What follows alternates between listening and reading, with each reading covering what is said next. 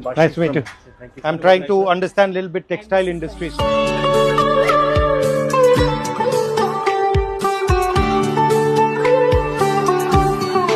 These are from Andhra. So these are kalamkari patterns. These are Ajrak prints, Gujarat in Kutch.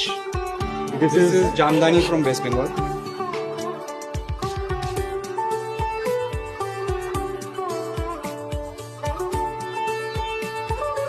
So every state has something going on.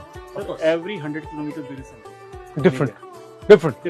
You got into this business yourself, or your My father. Your father. HP So you learned. my father. So you learned from him, and he was the first person. He was the first person. And what he was also doing the same, We first person in undivided India. Technically the 11th generation doing this. doing this.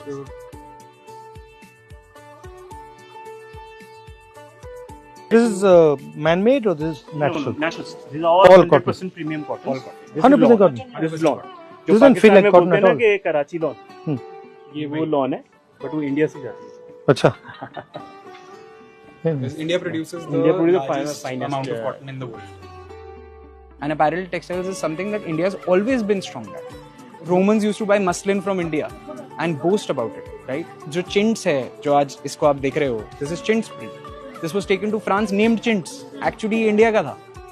I'm very happy somebody is taking a focus on it. Everybody knows the big fashion designers, but people don't know who's aggregating those fashion designers. I'm thankful that somebody is taking out that time to know about that. So about 93% of cotton produced in India is BT cotton.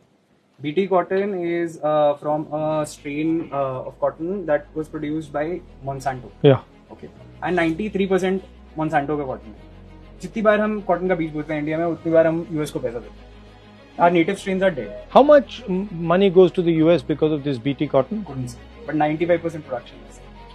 So it's billions of dollars. Now that India is becoming its own global leader and future यही है, we should start promoting our own cotton.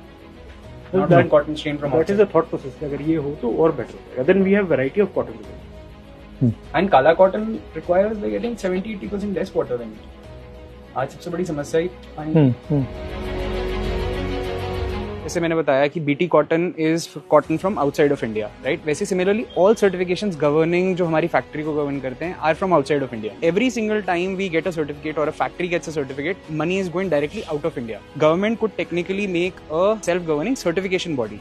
The auditing can be done by international standards and but run by the Indian government for Indians. So who is the competition to India? The Chinese, Bangladeshis, or is it everybody's doing their own Of thing? course, China is it's a big competition. The reason behind is Their machinery is little more stronger. The finishing edge is more stronger than India.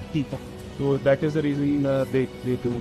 Bangladesh is cheaper is because they import from China and they make it there. Add value It is addition. cheaper. Value addition is the Indian strength. That is the reason we are still surviving. India till now has the best quality textiles by far than any other country. The only thing कि China was competitive edge is too because they're technically more adept.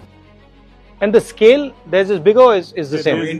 China is much larger. Much bigger. Like what? How much? What is the difference? So just to let you know, India does roughly 15 billion in textile and apparel export. China does roughly 70 or 150 billion.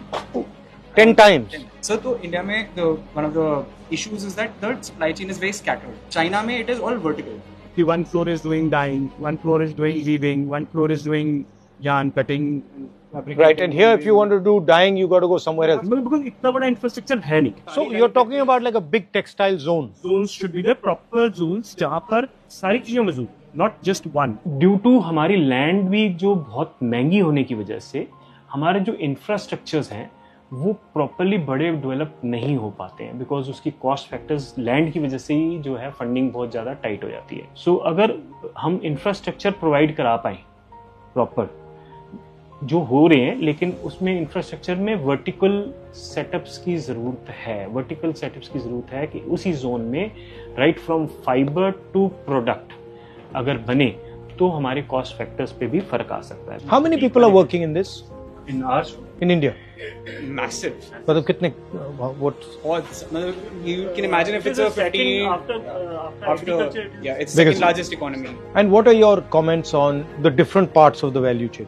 Farmer, producer, designer, what is Farmer it? is grossly underpaid. Huh. Actually, this is where India loses out is because अगर cotton produce हो रहा है and cotton fabric बिक रहा है तो उस बीच में एटलीस्ट 10-20 hands get changed. इस logistic supply chain को we need to shorten. Otherwise, it is going to be incredibly hard कि हम farmers को कुछ दे पाएं. And how do you shorten it? So technically, government should do processing houses.